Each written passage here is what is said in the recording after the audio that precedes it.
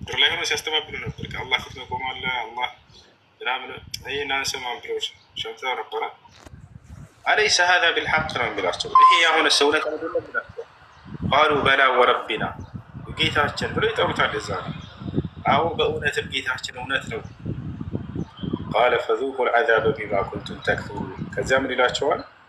በሉ በምድር ላይ ሳላችሁ ይህን እውነታ ስትክዱ በነበራችሁበት ምክንያት የጀሃነም እሳት ገብታችሁ ቁረሱ ይባላል። እዚያው ሌላ ቦታ ላይ ምን ይላል? ወለው ተራ ኢዝ ውቂፉ ዐለ ናር። ከዚያ ወደ ጀሃነም ደግሞ እንዲቆሙ ይደረጋሉ። በፊት ይላሉ የዛን ያ ለይተና ኑረድ፣ ዋ ጥፋታችን ምን ነው አንዴ መመለስ እድል በተሰጠን ይላሉ። ወላ ኑከዚበ ቢአያቲ ረቢና፣ ጌታችንን አናግዛ እናስተባብልም ነበር።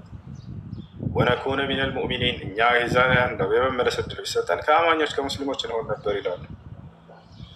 በል በዳ ለሁም ማ ካኑ የኽፉነ ሚን ቀብል፣ በእውነትም በውስጣቸው ሲደብቁት የነበረው ነገር አሁን ተገለጠላቸው። ወለው ሩዱ አለ፣ የሚገርመው አላህ ቢመለሱ በምን ሁኔታ እንደሚኖሩ ያውቃል። የአላህ እውቀት በጣም የሚደንቅ የሚገርመው ምንድን ነው?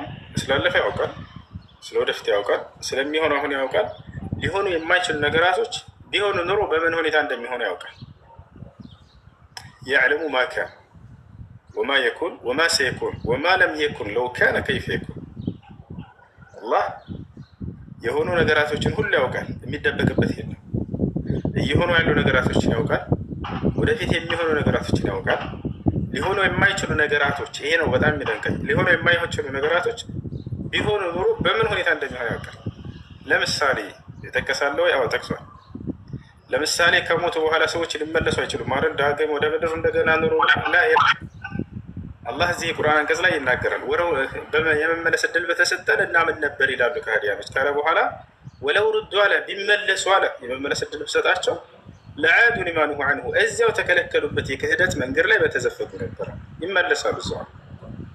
ወኢነሁም ለካዚቡን፣ እነርሱ ውሸታሞች ናቸው፣ ብንመለስ እናምናለን የሚሉት ውሸታቸው። ቢመለሱም እዚያው ላይ ነው የሚሆኑት። ምክንያቱም አሁን የያዛቸው ብሎ ነገር የለም እልህ ካለ በስተቀር ማለት ነው። ይባቻል አይደል? አምላክ ነብያትን ሲልክ ጊዜ በደንብ አድርጎ ያ ነብይ እንዲገልጽ አድርጎ ካልሆነ በስተቀር አይገድለውም። በደንብ ገልጾ ገብቷቸው ተረድተው ከዚያ በኋላ ካልሆነ በስተቀር ያን ነብይ አይወስደው። ይባቻል አይደል? የዚያን ነብይ አስተምሮ በደንብ ይረዳሉ ከሰሙ በኋላ። ግን እንደይዟቸው አንቀበልም። በሌላ ነገር አላህ ለምሳሌ ምሳሌ አድርገዋል። ልክ እንዲሁ ሊሆኑ የማይችሉ ነገራቶች እንዲሆኑ ቢፈቅድ ኖሮ በምን ሁኔታ እንደሚሆኑ። ለምሳሌ ከእርሱ ውጭ ሌላ አምላክ የለም አይደል? እንደ ሰዎች ብዙ አማልክት ይፈልጋሉ፣ ያስባሉ። ታቸዋል ከእርሱ ከአላህ ውጭ ሌላ አማልክት ቢሆን ኖሮ የዚህ ዓለም አምላክ ብዙ አማልክቶች ማለት ነው ቢሆን ኖሮ በምን ሁኔታ እንደሚሄዱ ያውቃል። ቁርአን ላይ ሲናገር ምን አለ? መተኸዘ አላሁ ሚን ወለድ አለ፣ እኔ ልጅን አልያዝኩም ማለት ልጅ የለኝም።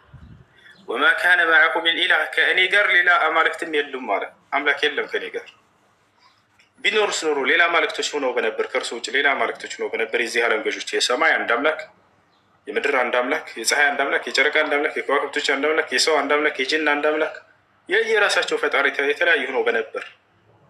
ኢዘን አለ ቢኖሩ ኖሮ እንደዚህ ብዙ አማልክት ሆነው በነበር የዚህ ዓለም ፈጣሪዎች ለዘሀበ ኩሉ ኢላሂን ቢማ ኸለቀ፣ ሁሉም አምላክ የፈጠረውን ፍጡር ይዞ በሄደ ነበር አለ፣ ባልተስማሙ ነበር። ወላ ዐላ ባዕዱሁም ዐላ ባዕድ፣ ከፊሉ በከፊሉ ላይ የበላይነትን ባንጸባረቀ ነበር አለ። አይስማሙም፣ ይጋጫሉ። ሁሉም የፈጠረውን ፍጡር ባፈለገው ትእዛዝ ካልሄደለት ያን ይዞት ይሄድ ነበር እያለ ይናገራል። የሰማይ ፈጣሪ በምድር ፈጣሪ ላይ የበላይነትን ያንጸባርቃል። የፀሐይ ፈጣሪ በጨረቃ ፈጣሪ ላይ የበላይነትን ያንጸባርቃል። ጭራሽ የማይስማሙ የሚጣሉ ሆነው የሆኑ ነበር አለ። ቦታቸው ትዕግስትም አይኖራቸውም ነበር። ሁሉም የፈጠረውን ይዞ የሚሄድ ነበር። ላኪነሁ ሐሊም፣ ነገር ግን እርሱ ባሪያዎቹ ኃጢአትን እየሰሩ እያስቆጡት ምን እያደረጉት የሚችል የሆነ አምላክ ነው። ይሄ ሐሊም የሚለው ባህሪው ባይኖር ኑሮ ማንም ከሃዲ ምድር ላይ ክፉ ቃል እየተናገረ አይኖራትም ነበር። ቦታቸው አለ። ይሄ ነው።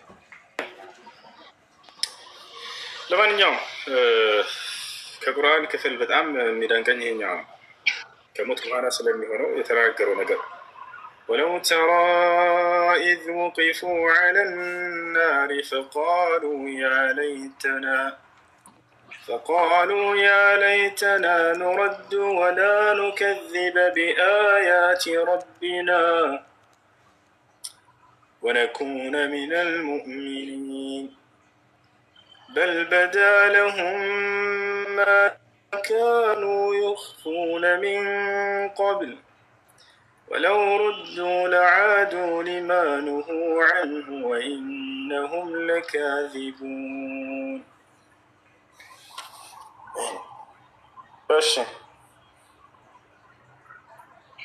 ما شاء الله أستاذ ما شاء الله والله በጣም ነው የሚደንቀው። ማብራሪያውን በጣም ላይ ደስ ብሎኛል። አልሐምዱሊላህ በጣም ብዙ ማብራሪያ ያገኘ ነው።